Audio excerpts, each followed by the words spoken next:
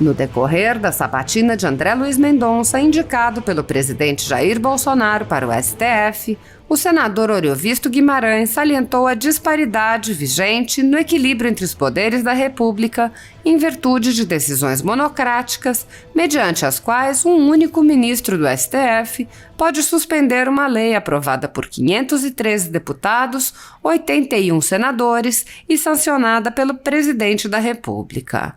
Oriovisto frisou: o objetivo dessa PEC é diminuir o uso excessivo das liminares monocráticas deferidas pelos ministros do Supremo Tribunal Federal, bem como de outros tribunais, que muitas vezes interferem de modo decisivo no funcionamento de outros poderes, prática essa que retira desses tribunais o seu caráter de colegialidade que deveria sempre reger seus atos.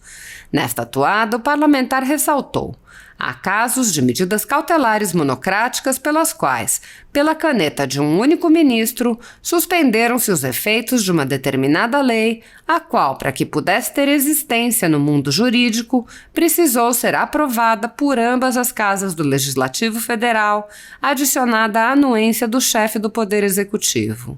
Ou seja, um ato normativo que, para seu surgimento, exigiu a aprovação de 2 poderes da República e que, posteriormente, tem seus efeitos obstados pela vontade de um único membro do Poder Judiciário, situação que não se mostra razoável. Um ministro pode mais que 513 deputados, 81 senadores e um presidente da República. Isso é algo que nós precisamos transformar. Outro sim, Oriovisto frisou que parte da legislação brasileira estaria sendo tratada como letra morta pelo STF. Registre-se ainda que a Lei 9.868 de 1999, que dispõe sobre o processamento das ações diretas de inconstitucionalidade, e a Lei 9.882, também de 99, que dispõe sobre o processamento da arguição de descumprimento de preceito fundamental, tentaram disciplinar o tema ao estabelecer a necessidade dos votos da maioria absoluta dos membros do tribunal para a concessão de medida cautelar. Entretanto, isso parece ser letra morta, não tem sido observado pelo STF. Dessa maneira, o congressista argumentou: essa autorregulação não tem havido. Daí porque eu defendo uma emenda à Constituição para que isso seja feito pela própria Constituição. Não pretendo extinguir as decisões monocráticas de forma alguma, apenas dar a elas um disciplinamento jurídico de tal forma que não aconteçam os absurdos que estão acontecendo hoje. Acredito que isso ajudaria muito o sistema de freios e contrapesos dos 3 poderes que fundamentam a democracia e que isso certamente tornaria muito mais fácil o relacionamento entre esses poderes. Segundo a Constituição Federal, o controle dos atos de ministros do Supremo Tribunal Federal é realizado pelo Senado, que pode promover o impeachment dos ministros em caso de crime de responsabilidade. No entanto, os presidentes da Casa vêm barrando a tramitação dos pedidos sem consulta ao colegiado. Sem controle externo, alguns ministros do Supremo agem ao arrepio da Constituição. Em inquéritos secretos, o ministro Alexandre de Moraes, por exemplo, promove uma perseguição a adversários políticos. Em um desses inquéritos, a Folha Política teve sua sede invadida e todos os seus equipamentos apreendidos, inclusive celulares e tablets dos sócios e seus filhos. O inquérito foi arquivado por falta de indícios de crimes, mas os dados sigilosos foram compartilhados com outros inquéritos e com a CPI da pandemia, que compartilha dados sigilosos com a velha imprensa. Mais recentemente, o ministro Luiz Felipe Salomão, ex-corregedor do Tribunal Superior Eleitoral, confiscou toda a renda da Folha Política e de outros sites e canais conservadores para impedir suas atividades. A decisão teve o aplauso e respaldo do ministro Luiz Roberto Barroso, do STF e do TSE. Se você apoia o trabalho da Folha Política e pode ajudar a impedir o fechamento do jornal, doe qualquer valor através do Pix, utilizando o QR Code que está visível na tela ou o código ajude@folhapolitica.org. Caso não utilize Pix, há a opção de transferência bancária para a conta da empresa Raposo Fernandes, disponível na descrição deste vídeo e no comentário fixado no topo. Há quase 10 anos, a Folha Política vem mostrando os fatos da política brasileira e dando voz a pessoas que o cartel midiático quer calar. Pix ajude@folhapolitica.org. Assista. Augusto Guimarães.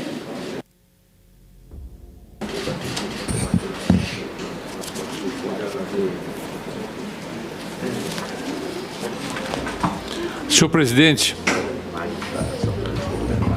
senhor ministro André Mendonça, demais colegas, eu quero ser bastante objetivo nas minhas colocações. Ministro André Mendonça, não vou mais tecer considerações sobre assuntos já esgotados aqui hoje. Acompanhei toda a parte da manhã as suas respostas, estou feliz com elas, aprendi muito com essas respostas. Gostei muito de conhecê-lo em maior profundidade quando colocou suas convicções pessoais, seu compromisso com a Constituição. Tudo isso só fez reforçar a convicção que eu já tinha em lhe dar um voto favorável e que é público e notório, que eu já noticiei na imprensa há muito tempo. Como Cajuru, eu também tenho o vício de ser sincera, né? Cajuru, cada um à sua maneira. Mas eu tenho uma questão que me é cara. Eu apresentei uma PEC aqui no Senado Federal que trata das famosas questões monocráticas do Supremo Tribunal Federal. Eu não vou entrar em maiores detalhes, apenas fazer um resumo dessa PEC, que é a PEC de número 8 de 2021, que ela estabelece a necessidade do voto da maioria absoluta dos membros do tribunal para a concessão de medidas cautelares, liminares, isso é, que suspendam a eficácia de leis e atos normativos que tenham efeito erga omnes. Suspende atos que suspendem atos dos demais poderes, suspendam a tramitação de proposições legislativas, afetem políticas públicas, criem despesas para os demais poderes, fixa prazo para o julgamento de mérito após o deferimento de pedidos cautelares, liminares, em ações de controle concentrado de constitucionalidade e ainda estabelece prazo para os pedidos de vista nos julgamentos de colegiados do Poder Judiciário. O objetivo dessa PEC é diminuir o uso excessivo das liminares monocráticas, deferidas pelos ministros do Supremo Tribunal Federal, bem como de outros tribunais, que muitas vezes interferem de modo decisivo no funcionamento de outros poderes. Prática essa que retira desses tribunais o seu caráter de colegialidade, que deveria sempre reger seus atos. Há casos de medidas cautelares monocráticas, as quais, pela caneta de um único ministro, suspendeu-se os efeitos de uma determinada lei, a qual, para que pudesse ter existência no mundo jurídico, precisou ser aprovada por ambas as casas do Legislativo Federal, adicionada à anuência do chefe do Poder Executivo, ou seja, um ato normativo que, para seu surgimento, exigiu a aprovação de 2 poderes da República e que, posteriormente, tem seus efeitos obstados pela vontade de um único membro do Poder Judiciário, situação que não se mostra razoável. Um ministro pode mais que 513 deputados, 81 senadores e um presidente da República. Isso é algo que nós precisamos transformar. Há casos até de emenda constitucional que teve sua aplicabilidade suspensa por força de uma liminar concedida por um único ministro do Supremo, situação que se arrasta até hoje e que se afigura inaceitável, vê-se tratar de matéria que foi aprovada por uma maioria qualificada de mais de 3/5 nas 2 casas do Parlamento, Câmara e Senado, cada qual em 2 turnos. Um único ministro suspende o efeito dessa emenda à Constituição. Registre-se ainda que a Lei 9.868 de 99, que dispõe sobre o processamento das ações diretas de inconstitucionalidade, e a Lei 9.882, também de 1999, que dispõe sobre o processamento da arguição de descumprimento do preceito fundamental, tentaram disciplinar o tema ao estabelecer a necessidade dos votos da maioria absoluta dos membros do tribunal para a concessão de medida cautelar. Entretanto, isso parece ser letra morta. Não tem sido observado pelo STF. Daí, portanto, a necessidade de se disciplinar essa situação pela Constituição Federal, vedando que ministros possam conceder medidas cautelares de forma monocrática em ações de controle concentrado de constitucionalidade de leis e fixando prazo para que ocorra o julgamento do mérito em ações que se dê a concessão de medidas cautelares. Dito isto, indago, como o senhor enxerga essa situação? Na qualidade de futuro ministro do Supremo Tribunal Federal, caso seja aprovado por essa Casa, qual será o comportamento com relação a essa questão? Eu me reporto ao que o senhor disse logo na sua apresentação, que o senhor mencionou e eu gravei, que os poderes precisam se autorregular, que o poder judiciário precisa se autorregular. Essa autorregulação não tem havido. Daí porque eu defendo uma emenda à Constituição para que ela seja feita pela própria Constituição.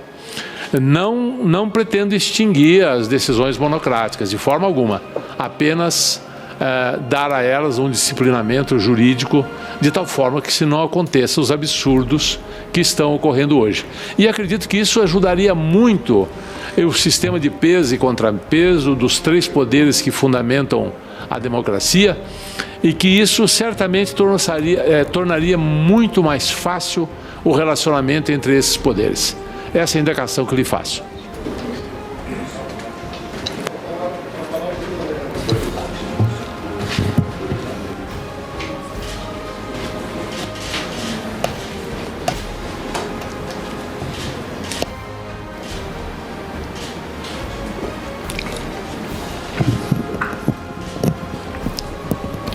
Primeiro, agradecer a palavra do senador Portinho e fazer o registro da importância e da honra para mim dessa manifestação do Partido Liberal, de apoio à minha aprovação, meu agradecimento, minha honra em poder contar com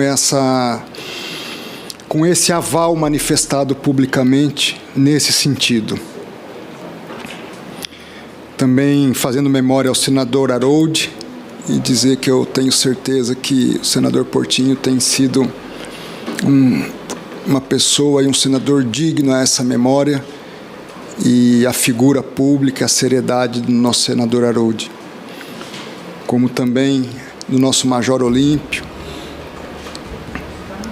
nosso senador José Maranhão, os respectivos suplentes. Dizer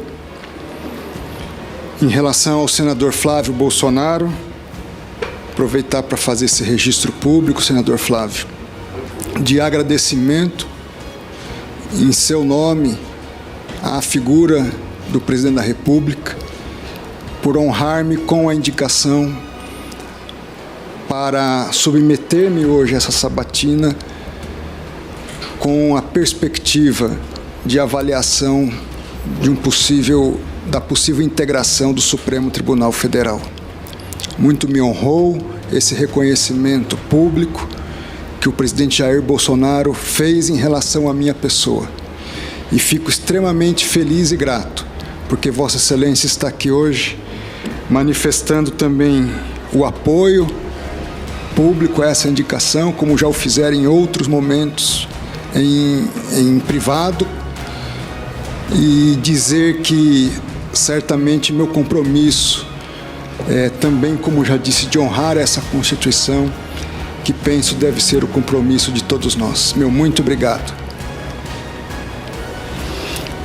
Querido senador Rogério Carvalho, Vossa Excelência fez aqui uma pleiade de um rol extenso de questionamentos legítimos, e eu vou tentar condensar as ideias. Vou tentar condensar as ideias no sentido de responder a Vossa Excelência, logicamente colocando-me eu à disposição de Vossa Excelência, se não for suficiente aquilo que eu vier a expor. Eu disse no início que vi com bons olhos a revogação da Lei de Segurança Nacional por parte do Congresso Nacional. Acho um passo importante dado pelo Congresso Nacional, mas que até um determinado momento, até então, nós tínhamos em vigor esta mesma lei, que dizia expressamente ser crime contra a honra do Presidente da República os fatos que ele, no caso, se reputasse ofendidos em função de uma determinada manifestação. Essa mesma lei diz que, em se sentindo o Presidente da República, tem o Ministro da Justiça o dever de requisitar, fazer a requisição e encaminhar o assunto para análise da Polícia Federal. Não cumprir esse dever seria um ato de prevaricação da minha parte, e vejo com respeito às decisões da Justiça de arquivamento dessas questões como uma comprovação de adequado funcionamento, não só da Polícia Federal, na análise independente dos fatos, como do próprio e principalmente do próprio Poder Judiciário. Como nós sabemos, o crime contra a honra é algo que a pessoa própria se sente ofendida. E ela tem, à luz do seu direito subjetivo, de fazer uma demanda de averiguação e apuração de determinada situação. Sobre o referido dossiê, não só prestei os esclarecimentos, inclusive busquei a comissão mista para prestar os esclarecimentos, como apresentei toda a documentação ao Supremo Tribunal Federal, e foi reconhecido pelo Supremo Tribunal Federal que, inclusive, eram atos que haviam se iniciado até antes da minha gestão, não que antes da minha gestão houvesse também uma deliberação para se fazer, mas até porque o levantamento permitiu trazer um conhecimento de que em outros momentos históricos também havia situações similares. Eu concordo com Vossa Excelência que todos nós somos antifascistas. E, diante daquele contexto, o que nós fizemos foi pedir ao CNJ e à comissão mista, e está aqui o senador Marcos Duval, que participou da comissão mista de revisão de todo o normativo da atividade de inteligência, para que corrigíssemos aquilo que não era adequado na visão não só do trabalho interno e do conhecimento interno próprio da área de inteligência, mas principalmente à luz da Constituição Federal.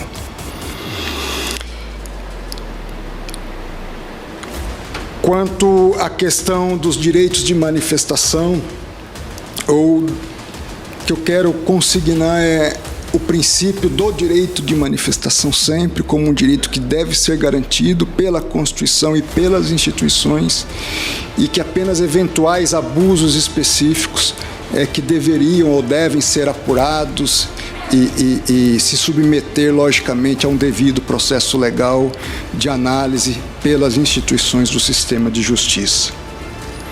Vossa Excelência citou a DIs e também a própria CPI da Covid, questionamentos de políticas públicas através de ações diretas de inconstitucionalidade, e também o resultado da apuração da CPI da Covid, que nesse momento eu posso dizer a Vossa Excelência que, como essa questão, tanto as ações diretas como o próprio resultado da CPI da Covid hoje está submetido ao Supremo Tribunal Federal, eu não poderia antecipar uma manifestação específica sobre essas questões, mas já afirmei e reafirmo agora diante de Vossa Excelência a necessidade de uma resposta séria e dentro de um prazo razoável para a nossa sociedade, de todos os fatos apurados na CPI e de todas as questões que envolvem a atuação não só do governo federal, mas de todas as esferas de governo no que tange às questões relacionadas à Covid-19. E meu compromisso de atuar com independência e imparcialidade nessas questões. As questões de armas, de certa forma, não só a senadora Elisiane, mas a própria senadora Simone Tebet também abordaram, que eu posso dizer a Vossa Excelência que, está aqui a senadora Simone Tebet, a ambos os senadores e demais que aqui nos acompanham, que há a possibilidade de se tratar por lei e naquilo que a lei, que corresponder à lei por decreto, de forma regulamentar, né? Logicamente não de forma autônoma. Não obstante, a questão específica que envolve a produção de normas relacionadas à questão de posse e porte de armas, hoje também está submetida ao Supremo Tribunal Federal, e reafirmo o meu compromisso público de analisar as questões também de forma independente e à luz do texto constitucional. A questão LGBTI+, Vossa Excelência abordou essa comunidade. Só reafirmar o que também tive a oportunidade de dizer ao senador Contarato, que sou contra a discriminação, e como ministro do Supremo Tribunal Federal, caso Vossas Excelências me honrem com a aprovação nesse sentido, tenho um compromisso de garantir a não discriminação de todas as pessoas e garantir os direitos civis de todas as pessoas, inclusive dessa comunidade. No tocante à Lava Jato, Vossa Excelência falou sobre uma visão de uso adequado e inadequado. Eu entendo que a própria legislação já traz meios de tratamento disso. O Congresso Nacional, num passado não remoto, trouxe o advento da Lei de Abuso de Autoridade, e é uma questão que deve ser tratada e corrigida, não só à luz desse normativo, mas de toda a questão dos direitos e garantias individuais, de uma análise independente e de uma verificação de um processo justo às partes, sem pré-julgamentos e sem que se permita injustiças. Eu falei da importância, principalmente para o homem público, da sua imagem e de todo o cidadão. E quando nós fazemos pré-julgamentos, por vezes, nós inviabilizamos a própria recuperação dessa imagem ao longo dos anos. Nós não podemos criminalizar a política, criminalizar os partidos políticos e criminalizar a administração pública, e entender que uma democracia apenas se constrói com política, com partidos políticos e com políticos que os integrem. Querida senadora Simone Tebet, muito me honra também a manifestação de Vossa Excelência de apoio ao meu nome. Vossa Excelência que já presidiu também essa Comissão de Constituição e Justiça, o que demonstra o reconhecimento dos pares, a seriedade do trabalho de Vossa Excelência, e, se me permite, honra mais ainda a figura do nosso saudoso senador Ramis Tebet. Eu quero dizer que, certamente, ensinos desde a infância nortearam o caráter de Vossa Excelência, e dizer aos senadores: eu tenho tentado ser o mais transparente possível, tentado ser o mais próximo possível daquilo que eu realmente sou, porque sou imperfeito também, mas tento alcançar isso para que Vossas Excelências, como os legítimos representantes do povo brasileiro, para a avaliação de um nome que se submete como candidato ao Supremo Tribunal Federal, possam fazê-lo com toda a clareza e com toda a abertura e nível de consciência da correção da decisão que Vossas Excelências têm a responsabilidade de tomar. Eu me permita reiterar apenas brevemente o compromisso com o não ativismo e a busca de respeito ao espaço legítimo de atuação de todos os poderes. poder legislativo, poder executivo, com suas atribuições, competindo, logicamente, na minha visão, ao poder judiciário, a correção daquilo que afronta a Constituição, mas não a substituição daquilo que é próprio ao poder legislativo e ao poder judiciário. E dentro desse conceito amplo é a garantia principalmente dos direitos fundamentais, né? E pautar a atuação dentro do judiciário sempre com o diálogo, principalmente com os representantes do povo. E digo isso não só do Senado Federal, mas do Congresso Nacional, dos estados, para que nós possamos tomar decisões o mais próximo possível daquilo que é justo, daquilo que diz a nossa Constituição. Estimado senador Jorginho Melo, também agradeço a Vossa Excelência pela manifestação pública de apoio. Meu muito obrigado. E a questão do ativismo, penso que já acabei de abordar também, e registrar que o servidor público, qualquer que seja o cargo, de presidente da República, a ministro do Supremo, a senador da República, a governador, a prefeito, a deputado, acho que a busca de não esquecer das nossas origens, de onde viemos e para onde vamos, nos ajuda a tentar errar menos nessa caminhada.